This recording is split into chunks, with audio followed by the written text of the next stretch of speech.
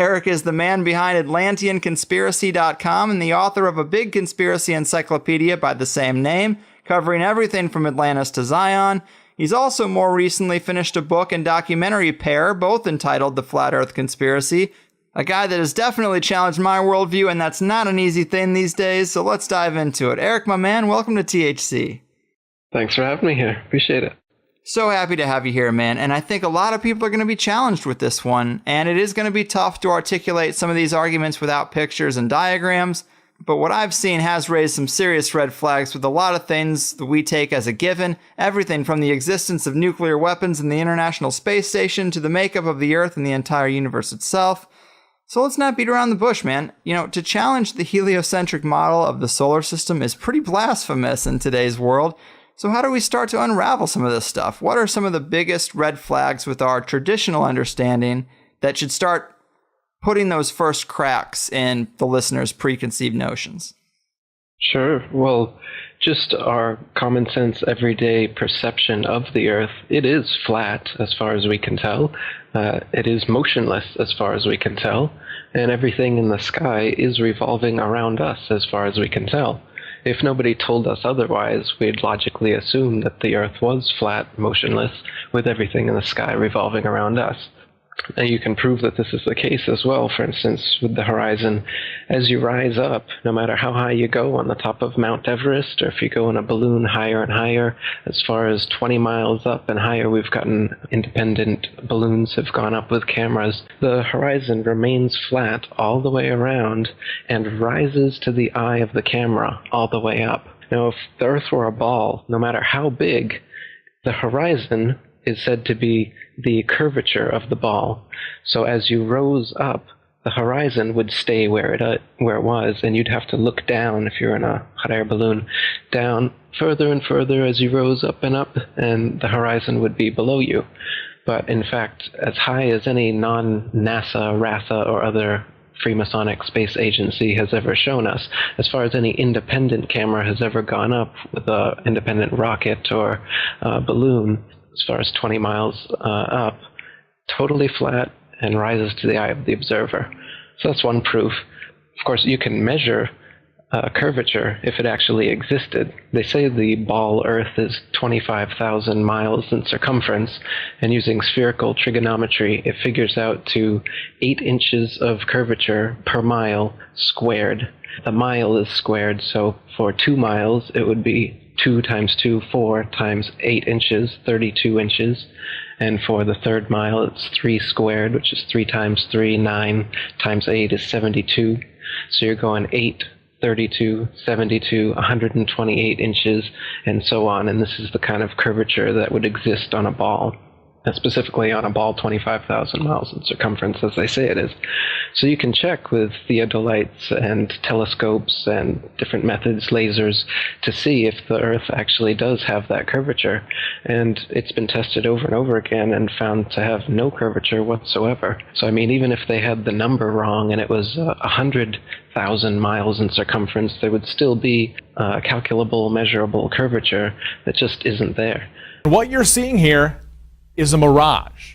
The only place curvature exists is in NASA photos and videos, and those can be proven to be CGI fakes, and the early ones were literally taken through a round window to make the Earth appear round. An old reel received by mistake. It contains the raw or unedited footage of the crew of Apollo 11, Michael Collins, Edwin Aldrin Jr., and Neil Armstrong, staging part of their mission for nearly an hour in living color, with exceptionally clear behind-the-scenes audio of conversations discussing the techniques used to achieve a disingenuous picture depicting the Earth at a distance, in order to falsely demonstrate their far journey from it and their ability to survive passing through the Van Allen radiation belts. It cannot be misconstrued that this staging was done for some other reason prior to the mission, for the reel itself is slated and dated July 18th, 19th, and 20th, 1969, the very days of the mission when they were said to be approaching and achieving lunar orbit. And that's it. It's just photo trickery and brainwashing that's got the world thinking that we're on a ball spinning around the sun with a magical force called gravity holding us on the underside of this spinning ball. It's all just brainwashing that we've received. It's pseudoscience accepted as legit science. But real science has confirmed geocentricity in the flat Earth for thousands of years. The flat Earth was known to ancient cultures all over the world for thousands of years, and it's actually a relatively recent phenomenon that people have been believing we're on a big ball spinning around the sun. Pythagoras first came up with it about 2,500 years ago. He's also often considered the first Freemason, and it didn't go anywhere much from there until 2,000 years later.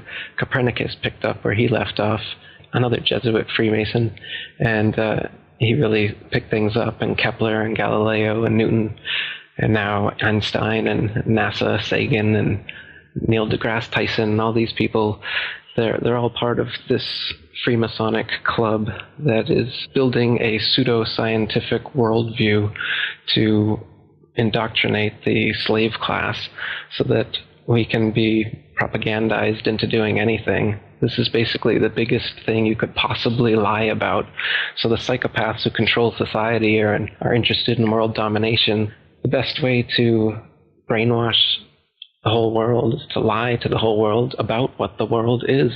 What is the earth under your feet? What is in the sky above your head? Where did we come from? You know, it's now, this lie has now evolved into a Big Bang evolution, heliocentric spinning ball cosmology, when in reality, we're not a cosmic accidental sneeze, nothingness turned everything. This is quite obviously intelligently designed, this thing we're experiencing here, this life, this universe. I can't believe anyone in their right mind can look me in the eyes with a straight face and say, no man, it's all random. This is all just random. But people do. Yeah, right. I think you make a lot of great points, man. And I think the curvature argument is pretty damn strong. And I pulled this off your website in the comments section because, to your credit, you spend a lot of time writing thorough answers to questions and responses to critics. And that's where a lot of my questions got answered. And so here's a little more detail about the curvature argument from your site. It seems like lighthouses are one great example. This first one you have is the Isle of Wight Lighthouse in England. It's 180 feet high and can be seen up to 42 miles away, a distance at which modern astronomers say the light should fall 996 feet below the line of sight. Why can you still see it? And then you have several other good examples in the lighthouse department, but another one worth mentioning that people be familiar with is the Statue of Liberty. It stands 326 feet above sea level, and on a clear day can be seen as far as 60 miles away. Now, if the Earth was a globe at the dimensions that they give us, that would put Lady Liberty at an impossible 2,074 feet below the horizon. These examples seem hard to rectify unless there's some obvious answer that I'm missing, but I would say this is a pretty compelling thread of evidence, my man. Yeah, the distance at which the light from lighthouses can be seen at sea is just way too far for the Earth to be a ball 25,000 miles in circumference. Another great example is the Notre Dame Antwerp spire, standing 403 feet high from the foot of the tower, with Strasbourg measuring 468 feet above sea level. And so with the aid of a telescope, ships can be seen on the horizon, and captains declare they can see the spire from an amazing 150 miles away. If the Earth were a globe, however, at that distance, the spire should be an entire mile, 5,280 feet below the horizon. So there's a lot of examples like this where you've got a whole mile, say, that the light should be below the horizon. You should not be able to see it. And even light refraction that the naysayers try to bring up can't account for it, as it can only account for 1/12 of whatever the original distance is. So, the light at which lighthouses can be seen at sea, as well as the fact that canals, tunnels, and railroads are never built with curvature in mind whatsoever. That's not necessary. And if there were, then their plans would be off, in fact. I've got quotes in my book from railroad engineers and canal builders saying how it's hard enough for railroads to make curves horizontally, let alone if we were on a ball and railroads would have to be curving up on the ball. And they give examples of different railroads over the Earth and how long they are and how much curvature they'd have to be ascending and how it would be so impossible for the trains to be able to go up this curve, because trains are made to be on a level. They just can't operate that way. So there's a lot of proofs like that. You mentioned Neil deGrasse Tyson, and one compelling thing you have in your documentary is Neil deGrasse Tyson is on TV and he's talking about the shape of the Earth, and he's talking about how they just discovered now that the Earth is more pear-shaped than it is round. So Earth, throughout its life, even when it formed, it was spinning, and it got a little wider at the equator than it does at the poles. So it's not actually a sphere, it's oblate. And officially it's an oblate spheroid. That's what we call it. But not only that, it's slightly wider below the equator than above the equator. A little chubbier. A little chubbier. Yeah. Chubby's a good word. It's like pear-shaped. Yeah. And I'm thinking, well, we've been seeing pictures of the Earth from space, and it's a perfect circle. So either you don't know what you're talking about, or those pictures aren't real. This is a serious disconnect that's hard to rectify, Neil. Absolutely, yeah. And they've said that it's a sphere, and then they've said that it's an oblate spheroid flattened at the poles, so it's kind of like smushed. And now more recently they're saying it's an oblate spheroid flattened at the poles with a bulge in the south, so it's kind of pear-shaped. So they keep changing it, but you're right, the pictures that they've given us, they show a perfect circle. They don't show any sort of bulge or oblateness as they claim exists. And people say, oh, well, it's just not enough to be seen. But they're claiming it's quite a bit. He said it's the amount of Everest above sea level is how much more oblate it is, supposedly. Right. You would think that would show up in the pictures. Now, a lot of people's first question is going to be, well, where's the edge? And I was surprised to see how easy that is to rectify, but I'm sure you get that a lot. How do you tell people when they come at you with, well, where's the edge? Why aren't people sailing off the edge or whatever? So in the flat Earth model, the North Pole is in the middle, and the Earth is a disk shape, and the Antarctica is all the way around, holding the oceans in.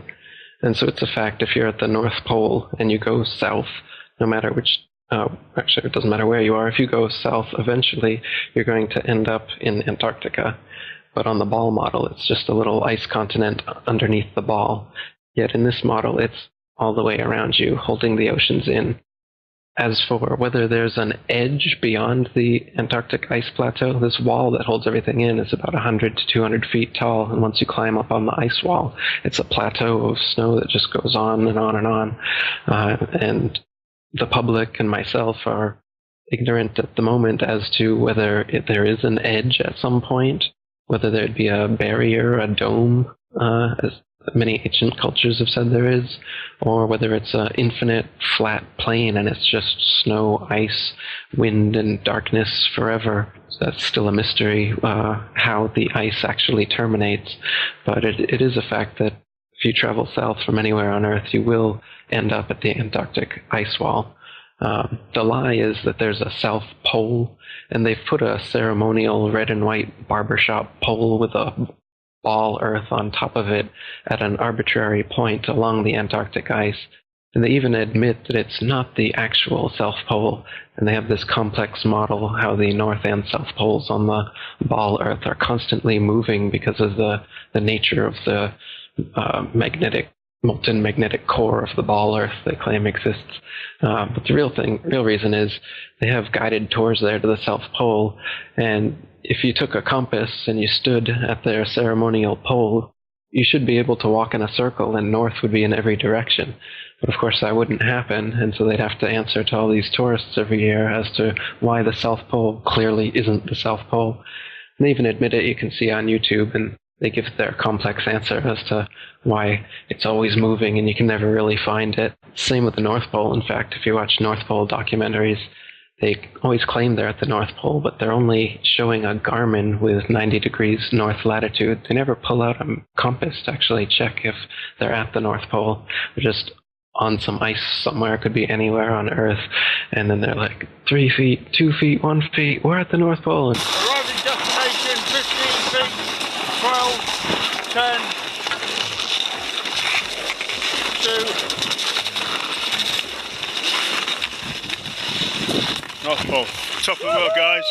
Top of the world.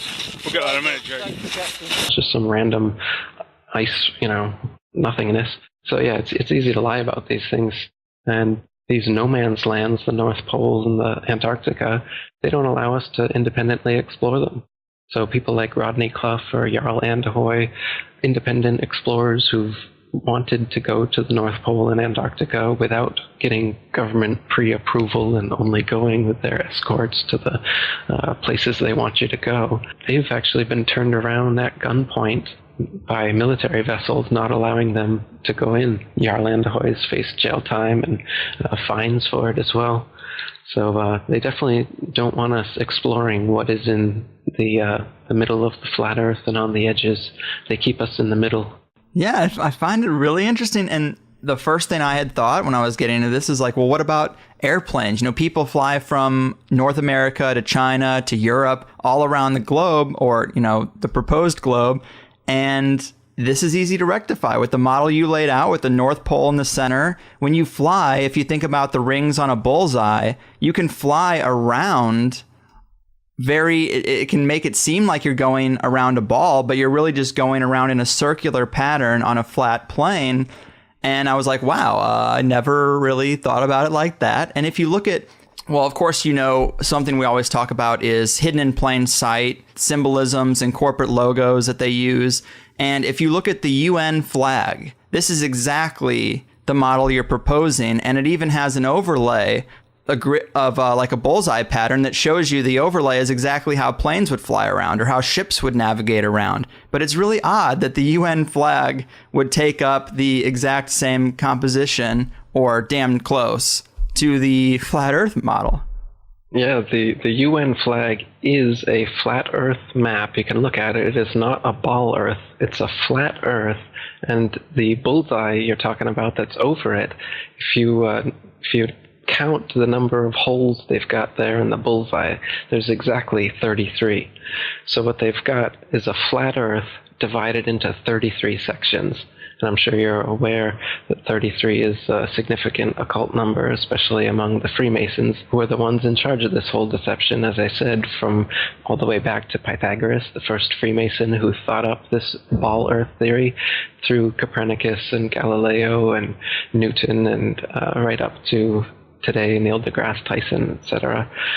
So the Freemasons in the UN, the Freemasons in NASA, these are the people who are doing this, and they put their symbology right out there by having the UN flag be a flat Earth divided into 33 sections right in our face. And meanwhile they laugh about the flat Earth. It's got to be the most ridiculed position ever.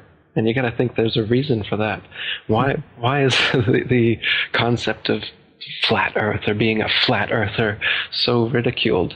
I have a flat Earth comedy special I made, and you can see Obama saying over and over again the flat Earth, ridiculing them, making jokes about them in his speeches.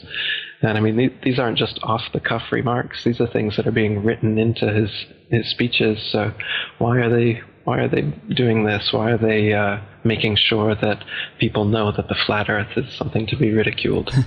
I agree with you on that. I thought that was pretty hair-raising because typical people have to assume that the model of the Earth is so rock solid that the flat Earth idea is so far past that it isn't even on the radar. It shouldn't even be worth mentioning, considering conventional science. So it is rather odd that that is Obama's go-to. Like, he's talking about how he wants to create progress, and he's like, we can't have every debate. We don't have time for the Flat Earth Society. And everybody cheers like, yeah, we don't need to have that fundamental of a debate. And it just struck me as kind of spooky.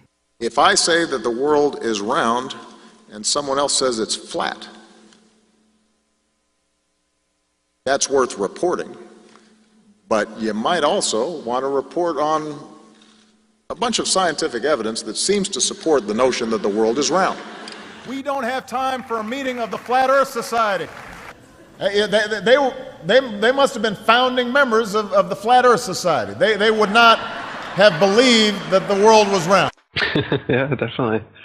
So you've mentioned these Masons, Copernicus, Kepler, Galileo, Newton, all the way up to Armstrong, Aldrin, and Neil deGrasse Tyson. So, I mean, if they're holding this secret, this would be the biggest secret possible. So are you putting Freemasons at the very top layer of this power pyramid? No. The Freemasons seem to be the foot soldiers who do all the dirty work, but they're definitely part of a grander scheme involving the Vatican and Jesuits and world royalty and other secret societies. So there's definitely a big network. I don't know. I think people like to kind of debate semantics about the tippy top of the capstone of the pyramid, and I don't know that there even is such a thing, or if we would ever get to it from the outside. But I think it's definitely, world royalty, the Vatican, the Freemasons, and the whole secret society network of, Bohemian Grove and Skull and Bones and all these other organizations. They're all interlinked in some ways through the whole corporate, banking, military, industrial structure. The thing's pretty well interwoven. Every country is a tax farm. There's nowhere on earth you can go to get away from paying taxes and obeying government laws, right? So, they make it sound like America and Russia are sworn enemies, or North Korea or Iran or whatever. They're always giving us boogeymen, but the real boogeymen are all the governments and the people who work for governments. They're all mafia organizations in the sense that they couldn't exist and wouldn't exist if it wasn't for the violence and coercion they use to steal tax money from their populations. Whether it's a democracy, socialism, communism, fascism, every ism involves taxation, forced stealing money from the population to fund the bureaucracy that continues stealing money and writing laws and imprisoning the population, and then making more money off of imprisoning the population, as they do in America with the private prisons, and profiting off the inmates' labor and whatnot. So they've got a big profit margin going here for this scheme, and it's really well interconnected. And to debate about the tippy top all the time, as many conspiracists like to do, I think it's more important to just see that this is a huge network, and it encapsulates literally everything that the conspiracy encyclopedia, has. Yeah. Great points, man. I don't think anyone would disagree with that here. You talked about, Antarctica, of course, and people going there and getting turned away at gunpoint. But what about, say, the early explorers? Do we get any indication that the composition is the way you've described from the early explorers who tried to get down there or tried to sail around Antarctica or anything like that? Yeah, the early sailors that went to the Antarctic, like James Clark and Captain Cook, they spent years trying to find an inlet into the Antarctic ice. On the Ball model, it's supposed to be only about 12,000 miles around the Antarctic ice continent, but on the flat Earth map, it would be much bigger than that. And in reality, when you sail around it, as I said, it takes 3 or 4 years, and they weren't going in a straight line, but they were chartering 50 or 60,000 miles around as they were trying to find an inlet into the ice wall, never able to find one.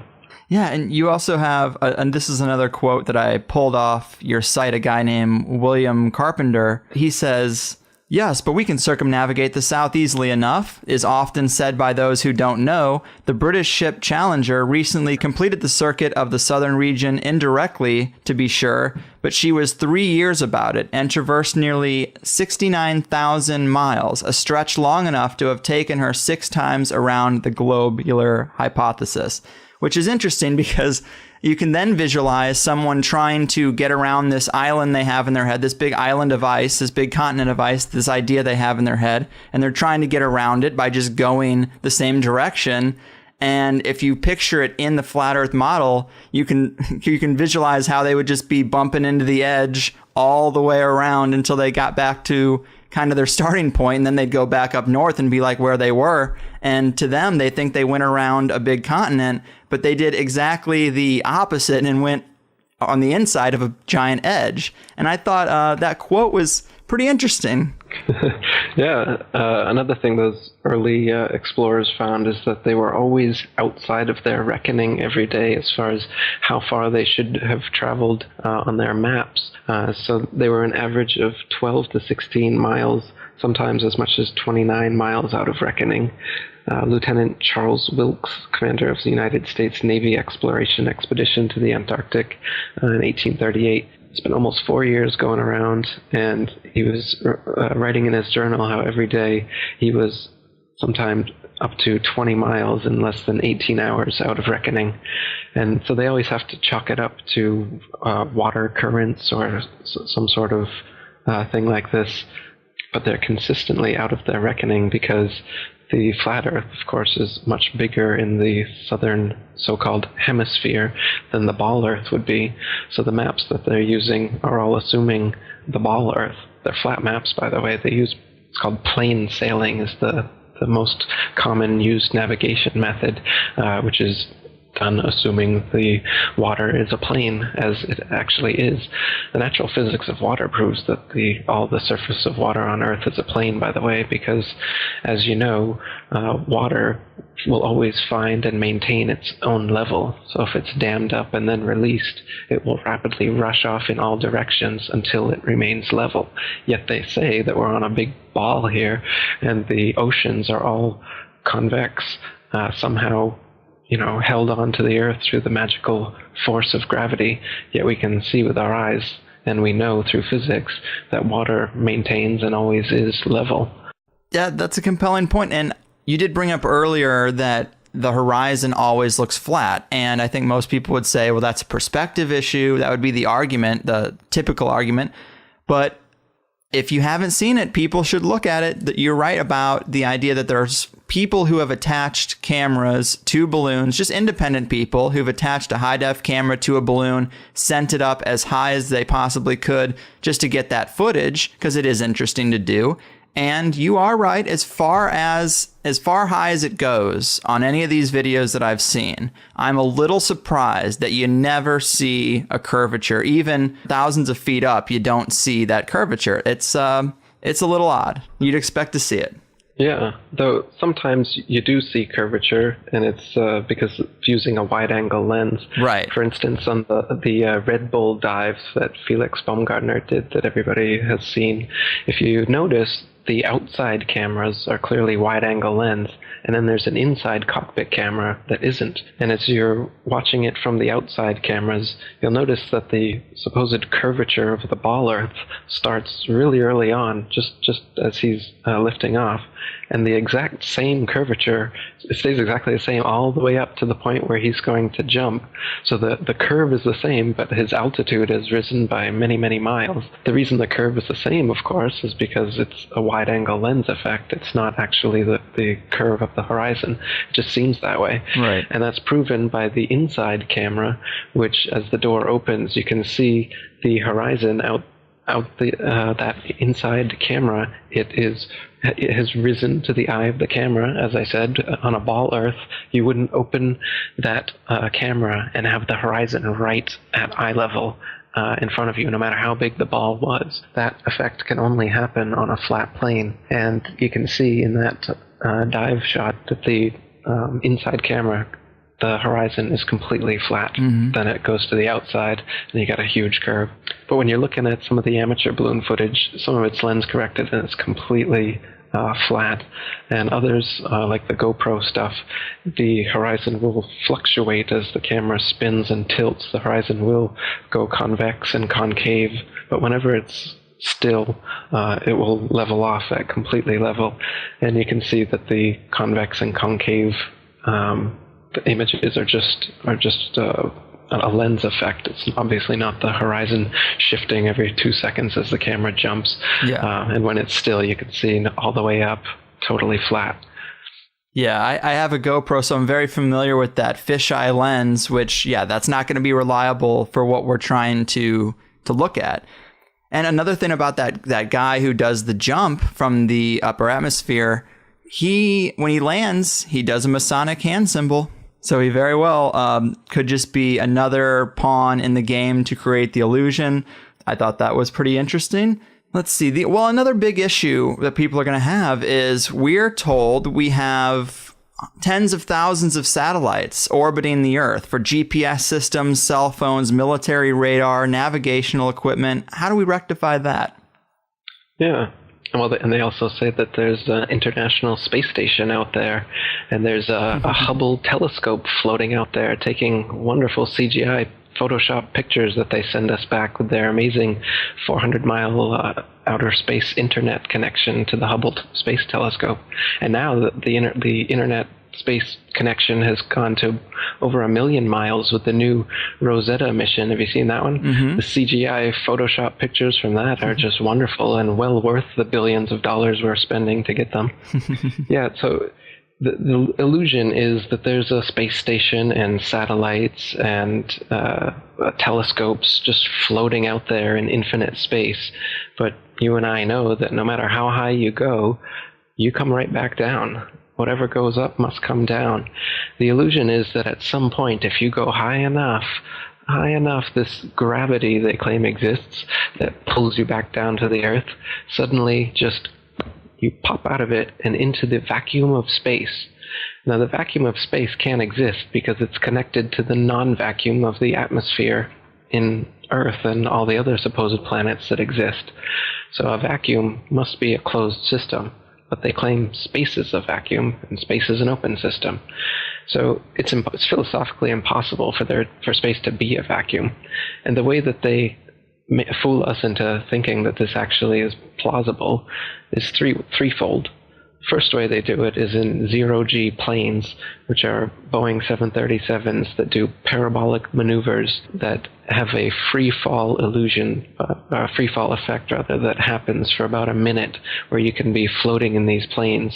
And that's how they get this outer space look, like you're floating in outer space. The second way is through wires, harnesses, and green screen for the longer shots. In the ISS, for instance, they do that. And the third way, for like the outside shots they do, are in pools. They're actually underwater. And this is confirmed by the fact that there's bubbles rising in the pool in a lot of their shots. And people on YouTube have dissected a lot of the ISS and other supposed space footage and all the space bubbles that are coming out of their helmets. Some people are even wearing scuba gear. They found that as well. So that they fake these zero-G illusions by being in water, by being in zero-G planes, and by being in harnesses in front of a green screen.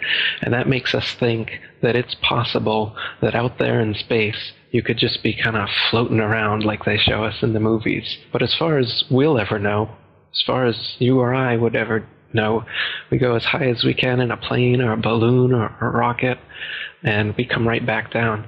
Even the rockets they send up, if you're honest about it, you'll notice that they don't go straight up. All their rockets start a parabolic curve, they start to arc over, and the ones they claim are successful are the ones that go out of view before they come all the way back down. And if anybody asks, why do they always curve over like that? They just say that they're going around the curvature of the ball Earth, and they'll reach escape velocity soon. And at some point, they'll just pop right out of the gravity, and then they'll be floating, which is another problem, because if you were in a vacuum and you were using rocket thrusters or anything to thrust yourself forward, you wouldn't go forward or in any direction you wanted to. You just spin wildly out of control like a gyroscope in 360 degrees in 3 dimensions, spinning wildly. You don't go anywhere that way. So the whole idea of space travel is a big joke. It's all science fiction. Yeah, the other thing I thought was really compelling about the satellites is you talk about just go on Google and do an image search for satellites. A lot of the stuff you see is going to look pretty archaic considering modern technology because they've been using the same model for so long. But almost everything, well, if this model is to be true, it would have to be everything. But everything you see looks CGI, or it looks like a little computer graphic of a satellite. Where are the pictures of Earth with 20,000 satellites orbiting it? If we have an International Space Station, can't you get a photograph that has all these little dots that should look like lice all around the Earth's outer atmosphere. That's one issue, but also the temperature. They tell us the thermosphere is 2,000 degrees Celsius. Well, what metal is going to be able to withstand that kind of heat? What computer can survive in that environment? Yeah, that's right. Those are two more good points for why satellites, well, we shouldn't just assume that these things exist just because people say they do. If you want to be scientific and you want to be a real skeptic, you want to be a critical thinker, then you should only accept things that you can verify with your senses and with evidence yourself. So, people think it's crazy to believe that satellites don't exist. But really, it's crazy to believe that satellites do exist when you have no evidence and can never verify it for yourself. Just like these space programs and space telescopes and all these other things that we will never confirm. As far as we know, if I go up on a plane and I jump out, I'm coming back to Earth. Doesn't matter how high I go, I'm not going to start floating at some point like they claim happens, and has to happen if there are satellites out there. But as you said, if you look at the pictures of satellites and the pictures that these satellites are supposedly taking, they're all CGI. The satellite itself is fake. The pictures of the Earth look like cartoons. They claim almost all of them are composites, which is their word. They say that they receive ribbons of imagery from satellites, which is their term they use to tell us, why we don't just get a friggin' photograph. So they say we get ribbons of imagery, and then they have to splice the ribbons of imagery together in Photoshop. So they even admit, NASA workers themselves have admitted that they have to use Photoshop on the satellite images. It's just how the data is received, and so that's how it is, man. Yeah. NASA's Rob Simon made this. Simon's job is... It's primarily taking data and making pictures out of it. That's what this is, a composite of data sets from several different instruments translated into a picture. So we actually had to take clouds out. They stashed the clouds for later, went onto the ocean. That came from an instrument that measures phytoplankton in the sea. Where it was low, I colored it dark blue because they're low mostly in mid-oceans. And then where it was a little bit higher, it was like a little bit brighter green. Then add the clouds back in. There's a small problem with it because there's a very slight gap in between each orbit. So some of those are painted on. It is photoshopped, but it's has to be. Then there was another layer to sort of simulate the atmosphere. And then there's this little bright spot. It's called the specular highlight. So it's the reflection of sunlight off of water. Those are the pieces, but you can't just slap them all together. It just didn't look realistic. It looks kind of flat, or the clouds are sort of too see-through. So I just hit Command-Z a lot. There's artistry to creating the world. What I imagine it to be. Unfortunately, I'm not an astronaut. I've never been to space. But I've looked at these images over and over again, trying to sort of get the essence of it. It is photoshopped, but it's has to be. It is photoshopped, but it's has to be. It is photoshopped, but it's has to be. It is photoshopped, but it's has to be. What about, say, longitude and latitude navigation? How are we having whole industries of pilots flying around and no one's really catching on? Yeah, I mean, here's a good question. Why don't pilots catch on to this fact? If the Earth was truly a sphere, 25,000 miles in circumference, curvating 8 inches per mile squared, a pilot who wanted to simply maintain their altitude at a typical cruising speed of 500 miles per hour would have to constantly dip their nose downwards and descend 2,777 feet over half a mile every minute. Otherwise, without this compensation, in an hour's time, the pilot would find themselves 166,666 feet, 31.5 miles higher than expected. You just end up flying off into outer space if you weren't constantly dipping your nose down to fly around the ball. And so, like I said, if at the typical cruising speed of most planes, you'd have to be descending a half a mile every single minute. And this never happens. I've talked to pilots. Once you get to your cruising altitude, the artificial horizon maintains level. It don't touch the controls, just keeps on going. And so, I mean, the reason pilots don't figure, I'm sure some pilots figure it out, and then who are they going to tell? But I mean, they're just like everyone else. Everyone else is so brainwashed that they don't think of it. And if they do, I've even heard some explanations. They claim that, they say the atmosphere. They say the Earth is spinning over 1,000 miles per hour, and that the atmosphere is also dragged along with it. So then, if some pilot says, "Hey, why don't I have to course correct downwards all the time?" Their explanation is that this atmosphere that's being magically dragged with the spinning ball Earth also magically course corrects planes so that they stay at exactly the same altitude because they're in that atmosphere, that magical atmosphere that helps you curve around the ball Earth, man. They've got explanations for everything. Mm-hmm. And we're told that the Earth is spinning at 1,000 miles per hour, which is awfully fast, but yet, let's say a helicopter cannot just hover in the air for 12 hours, start in St. Louis, Missouri, hover for 12 hours and land in China with the Earth spinning below it. And that is what, I would first think would be the situation. But then we're told because we're in the sphere, it all moves relative to itself and you don't notice those changes. And see, I'm not a physicist, I'm not a pilot, and so it's hard for me to really play devil's advocate for their position. But I think about if you're in a speeding car going 90 miles an hour down the highway, you can play catch with the passenger and it feels like you're stationary. Or like if an ant is crawling around on your dashboard, whether it's going with the grain of the car or against, it doesn't really notice that effect. So it's like, I guess I would think that the atmosphere would have the same effect as the encapsulation of that vehicle moving at a fast speed. To the people inside of it, they don't notice. And I guess that's the argument. But do you find flaws with that argument?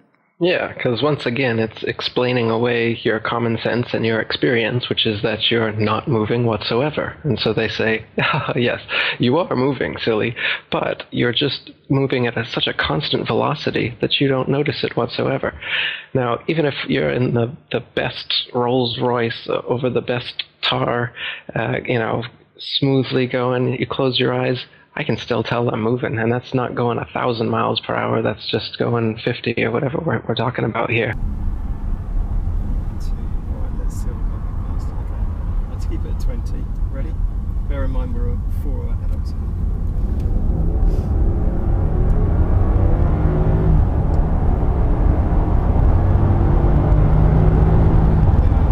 Even in an elevator, just an elevator going up, I can feel that. I have a really sensitive stomach, so I can tell, and I get sick if I'm doing some sort of motion that's anything on par with what the Earth is supposedly doing. And so isn't that weird that just because it's a perfect constant velocity that my stomach's able to handle that, but just a little bit of a elevator malfunction and then I'm ready to, So these things don't make any sense. They just want to explain away your common sense with these kind of arguments. And like you said, if you were in a helicopter, you should be able to just go up, wait for the ball Earth to spin underneath you and land at your destination. But of course, the atmosphere spins with the ball Earth, so that doesn't happen.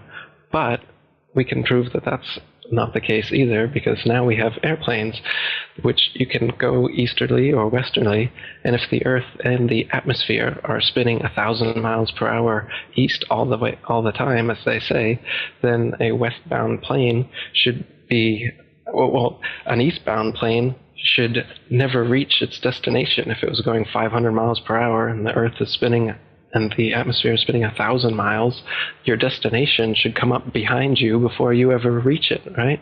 And then destinations going the opposite way are going to take far, far longer than they do. You can check flight times, and they're always within a half hour, a couple hours, no matter what direction you're going to or from. But if the Earth was actually spinning at the rate that they say it was, flight times would be totally different. It makes sense, but yet I've been taught from an early age not to trust myself because they've got it on lock. So I just assume that the physics all kind of works out. But I know there are people who go to school for physics. They study it for years and years. And it's just odd that none of them ever catch on to it. That I guess that guys like Newton created this entire fake science around a fake model, and yet all the math checks out. That's a little hard for me to rectify. Oh, they're counting on that. That's why they've got all these huge formulas and calculations for gravity and whatnot that are based on nothing. So like they've got a weight for the ball Earth, all based on their gravity calculations, and you can Wikipedia it, and you'll see pages of mathematic language that makes no sense to 99.9% of the population, but apparently the math works out, so it's real, right? So it's just another way, just like the CGI images or whatever. Some people are fooled by the images, some people are fooled by the math, some people are fooled by this or that. They've got many different ways to get us in their grips. Like you said, the whole education system is teaching us not to believe our senses. Like the model they show, the ball Earth model with a crust on the outside and the outer mantle and the inner mantle and the outer core and the inner core. Guess what? They've only ever dug 8 miles down into the crust, so they don't even know what's beneath that. It took them almost 30 years to get there, and they couldn't get any further in the Russian Kola Ultra Deep, it's called. So it's all speculation as to these layers of the ball Earth they claim exist, and it's the inner layer of molten magnetic core, whatever they claim, creates the magnetism of the Earth. And so this is another funny thing. They claim that the core that we've never gotten to, so they can't be confirmed existed, causes a magnetic effect on the ball Earth, so that at one point at the top of the ball is a pole, and at the exact opposite point on the ball is an opposite magnetic pole. But this doesn't exist anywhere in nature. You can't find a sphere, and at one point on the magnetic sphere, it will cause another magnetic sphere to stick to it in that little point, and then then push away from the opposite point. It doesn't exist like that. Only bar magnets can do that. What do exist, however, are ring magnets, and those are shaped just like the flat Earth model, where the pole is in the middle, and then the opposite pole is actually every point along the circumference. So the magnetic explanation, which a lot of people will bring up, well, how does magnetism work if we're on a flat Earth? The accepted model is that it's this spinning molten magnet stuff in the core that creates this kind of north-south ball magnet, which doesn't actually exist anywhere in nature. Yet the ring magnet, which is it's in loudspeakers and other things, that's the flat Earth model, and that actually does exist. So that's an actual magnet instead of an imaginary magnet like they claim exists. And we'll actually admit that I don't know what's under the flat Earth. We've only gone 8 miles down, and we haven't gotten to the bottom of the Pacific. All I know is, as far as we can tell, the water is completely flat, and the land is flat, other than hills, valleys, and mountains over a long period of space. There's no convex or concave curvature. It's totally flat. Yeah, and I guess you could say science is designed exactly how economics and taxes are designed. The increasing complexity makes it so the average individual just has to trust the experts. You can follow it to a certain point, but then most people say, well, that's a little bit beyond me, but there's experts out there. They know what they're doing. I'm sure that this fractional reserve banking system, this debt-based system of rule is just fine. I'm sure the taxes I'm paying are totally fair. They've got the code. They got the big book. They wouldn't overcharge me. They wouldn't, pull any scams on me. And you could apply the same thing to, of course, science, but it's just to what degree? This is a really far out degree. That's right, yeah. I mean, our eyes and experience tell us the Earth is flat and motionless, and everything in the sky revolves around us. But when we cease to believe our own eyes and experience, we have to prostrate ourselves at the feet of these very pseudo-scientists who are blinding us, treat them as experts, astronomical priests who have special knowledge only they can access, like the Hubble telescope. So by brainwashing us of something so gigantic and fundamental, it actually makes every other kind of lesser indoctrination a piece of cake. Earth being the flat, fixed center of the universe around which everything in the heavens revolves gives a special importance and significance not only to Earth, but to us humans, the most intelligent among the intelligent designers' designs. by turning Earth into a spinning ball thrown around the sun and shot through infinite space from a godless Big Bang. They turn humanity into a random, meaningless, purposeless accident of a blind, dumb universe. So it's like trauma-based mind control, beating the divinity out of us with their mental manipulations. People are always asking, why do they do this? Other than the obvious profit margin motive, NASA being the biggest black budget black hole in existence, sucking in over $30 billion taxpayer money for the fake moon landings alone. Nowadays, hundreds of billions of dollars, and not just NASA, but RASA and all the other fake space organizations around the world, giving CGI images for hundreds of billions of dollars. So this modern atheist Big Bang heliocentric globe Earth chance evolution paradigm spiritually controls humanity by removing God or any sort of intelligent design and replaces purposeful divine creation with haphazard random cosmic coincidence. And so by removing Earth from the motionless center of the universe, these Masons have moved us physically and metaphysically from a place of supreme importance to one of complete nihilistic indifference. If the Earth is the center of the universe, then the ideas of God, creation, and a purpose for human existence are resplendent. But if the Earth is just one of billions of planets revolving around billions of stars and billions of galaxies, then the ideas of God, creation, and a specific purpose for Earth and human existence become highly implausible. So by surreptitiously indoctrinating us into their scientific materialist sun worship, not only do we lose faith in anything beyond the material, we gain absolute faith in materiality, superficiality, status, selfishness, hedonism, and consumerism. If there's no God and everyone's just an accident, then all that really matters is me, me, me. So they've turned Madonna, the mother of God, into the material girl living in a material world. Their rich, powerful corporations with their slick sun cult logos sell us idols to worship, slowly taking over the world while we tacitly believe their science, vote for their politicians, buy their products, listen to their music, watch their movies, all sacrificing our souls at the altar of materialism. Touche, my man. It's a big deception. I'd say it's the biggest cover-up and conspiracy in history.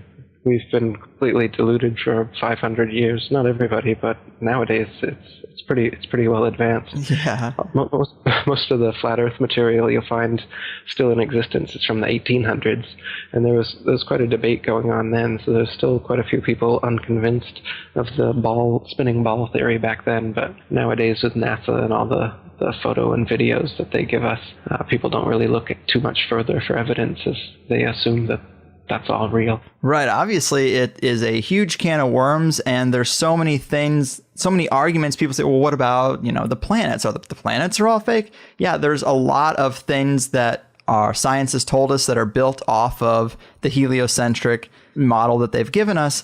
And I think that if there's any unanswered questions by the time we're done here, if people go online and take their question and they look it up on either the comment section of your website, or I was very surprised to see how many people really are questioning the heliocentric model online. I thought it would be far less, but if you take the question you may have and you ask it to the so-called experts on the idea, they will have an answer for you. And I guess I would say challenge yourself to try to stump one. Challenge yourself to try to come up with something that they can't explain, and then say it's bullshit. But until then, maybe you should keep an open mind. And before we do go too far into it, give us a clear mental picture, if you can, of what you consider the true model of the Earth and the cosmos and this whole thing to be. Because obviously we're calling in the question that there are not billions of stars, there are not a bunch of planets in the solar system orbiting the sun. That's a huge ball of wax. So what is this reality? How is it structured? So if you look up at the sky with your eyes or with a telescope, you can't tell the difference between a star and a planet. The planets were always known as wandering stars, and the regular stars as fixed stars for thousands of years. Nowadays, they claim that planets are Earth-like spherical terra firma that you can walk on up there in outer space. But as far as you can tell through any telescope that we have, it's just a round dot of light up there in the sky. All the planets and all the stars, none of them can be confirmed to be some sort of terra firma that you could land on, though in their pictures from their fake telescopes, they clearly look like big ball planets that you could definitely land on, as they show you with Mars and whatnot. But that can't be confirmed, again, with your own eyes or with a telescope that you could buy. With anything that we can see, the sun, moon, stars, and planets are all just lights in the sky revolving around us. They claim that we revolve around the sun and the moon revolves around us, and the stars are actually distant suns trillions upon trillions of miles away. Now, this wasn't always that way. They've actually been reverse engineering these explanations as they go along, because geocentric flat earthers throughout the centuries have come up with good objections, such as Tycho Brahe's objection that if the Earth is a ball spinning around the sun, in 6 months' time we should be 200 million miles on the other side of the sun. So the parallax perspective, when you look through a telescope in your backyard, you can prove this, you should see some difference in the stars after 200 million miles of supposed orbit. But you can't see any whatsoever. So what heliocentrists have been saying since then is that the stars are actually, the nearest star is 25 trillion miles away, 4.2 light years. They came up with a sci-fi term to make it seem plausible. It's light years away. It's so far away that even after 200 million miles, you can't see an inch of difference in your backyard through a telescope after 6 months of supposed orbital motion. The reason that they say the ball Earth is tilted on its vertical axis 23.5 degrees is because you can see Polaris, the North Pole star, all the way to 23.5 degrees south latitude. And if the Earth was a ball, you couldn't see that because you'd be staring through the ball to look up at that star. You can see it on because the Earth is flat, of course, but you can't see all the stars at any one place from the Earth because of the law of perspective. That's why the sun seems to rise and fall in the sky every day as well, but it's actually not rising or falling anywhere. The sun and the moon maintain their altitude, and they revolve circles around the flat Earth. So we're stationary. The sun and the moon are actually the same size, just as they appear. There's another lie.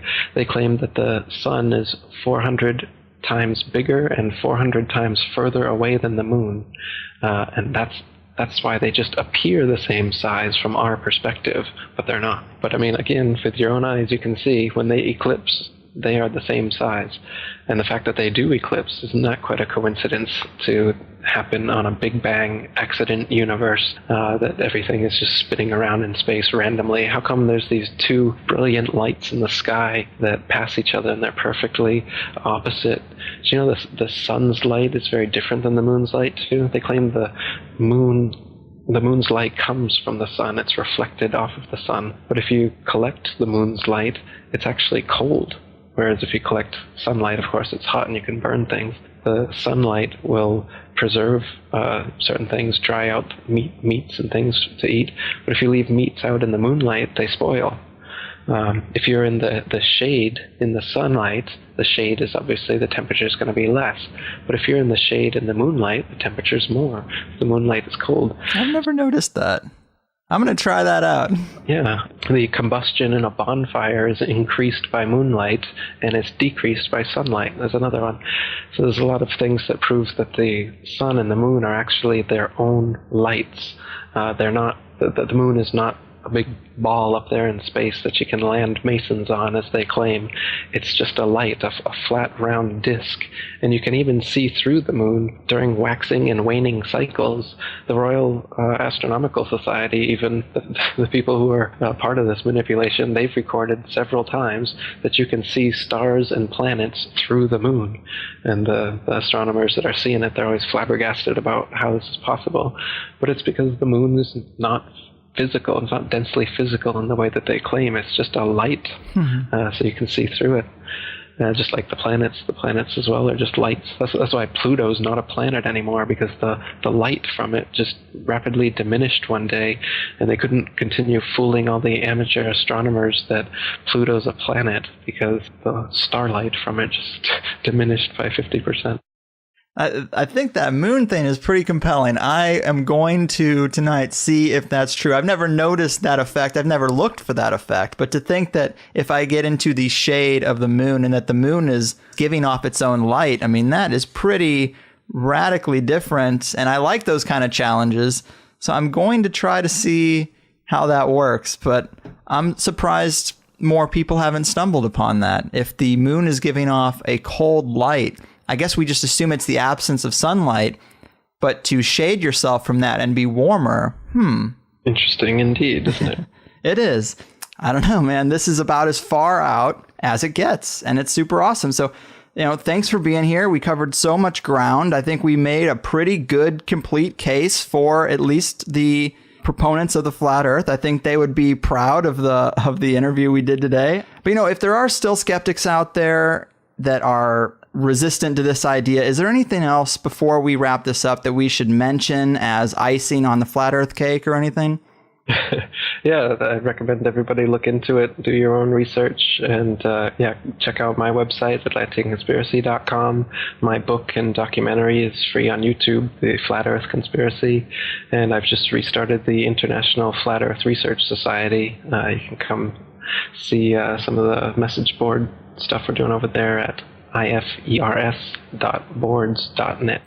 Perfect, man. And I did want to mention also real quick, for people who are going to go look this stuff up, you might want to avoid the Flat Earth Society because they seem to be controlled opposition. You have a post about that, how the Flat Earth Society, the official group, they purposely sound crazy. They purposely don't answer things correctly. And when you trace back some of the people who are involved, they are Masons as well. So it seems like they might have this group set up to look stupid. Maybe avoid that. Exactly. The Flat Earth Society was set up after the International Flat Earth Research Society was set up as the controlled opposition to bring people away from that society. Charles K. Johnson, who ran that society, he had his house burned down and all of his flat earth material was burned in the fire, and he claimed to his dying day that it was done by a NASA agent who also tried to murder him. And so, the Flat Earth Society, what they do is they mix a bunch of false flat earth arguments in so that people who are considering the flat earth and trying to research it, they'll instantly come upon the Flat Earth Society material because it's at the top of all the search engines. And they'll have false arguments like, instead of saying that gravity doesn't exist, as we got into a little bit, they'll say gravity exists, but it's explained by the flat earth disk constantly rising up 9.8 meters per second. And so, you can imagine, instead of you falling, the flat earth is rising up, and that's what happened. Right. But again, this is a silly argument. If that was the case, then sustained flight would be impossible, and the flat earth would be rising up into planes and helicopters and stuff, crashing into them. So they present an easily refutable argument like this, and then well-meaning researchers trying to look into the flat earth find their frequently asked questions that has these bad answers, and then they just think, oh, well, this is ridiculous. And they also they make the whole thing into this big satire, and they address it cynically. So if you read some of their threads, they don't keep a serious research kind of attitude. They're always off the cuff, trying to be witty and funny all the time. So the whole thing is just made into a mockery. Yeah. They even made a mockumentary called In Search of the Edge, and they'd show it to people in public schools. They'd show it to kids, and then afterwards they'd ask them if they believed it. And then if the kids believed it, they'd then give these worksheets showing why it was wrong and that the Earth definitely isn't flat, and here's why, and then they'd start a big ball Earth unit based on it. So the Flat Earth Society has been involved in these kind of fake flat Earth arguments and documentaries and everything from the get-go up until today. So steer clear of the Flat Earth Society and come on over to the International Flat Earth Research Society. Yeah, just like Alex Jones makes conspiracy theorists seem crazy, they have an organization set up to make flat earthers seem crazy. So it's definitely worth a mention because I didn't want people to go there and then get turned off. Like you said, it's usually the first thing they see. So atlanteanconspiracy.com. Check out Eric's awesome YouTube page. It's got tons of this stuff that has made me question a lot of things I thought I knew. But thanks so much, man. You really have changed my impression of flat earthers, even if I might not have become one myself quite yet overnight. I love the fringe ideas like this. I just didn't think there was a real argument there, and now I think there could be. So keep doing what you do and take care of yourself out there, man. Thanks, dude. Appreciate it. It was a good interview. We need to fly him out and have him on the show. If he's ever on the show, I want to be outside waiting with a fucking baseball bat. Fuck Eric Dubay.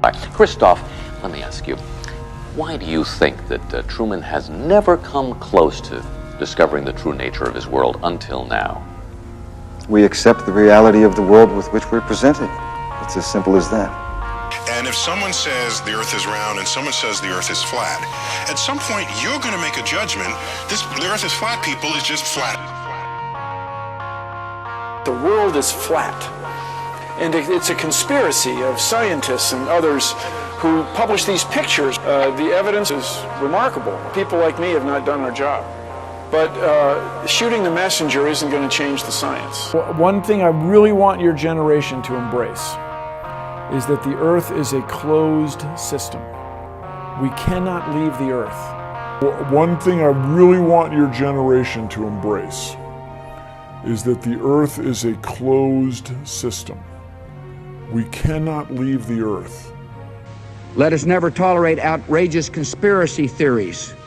Right now, we only can fly in Earth orbit. That's the farthest that we can go. And this new system that we're building is going to allow us to go beyond and hopefully take humans into the solar system to explore. So the moon, Mars, asteroids, there's a lot of destinations that we could go to, and we're building these building block components in order to allow us to do that eventually. Hi, my name is Dalton Spurlock, and my question is for Kate. Why is it not possible to physically land on or explore other planets? Well, it is physically possible. We've sent humans to the moon. The United States has proven that we can actually land people and a large amount of equipment on another body.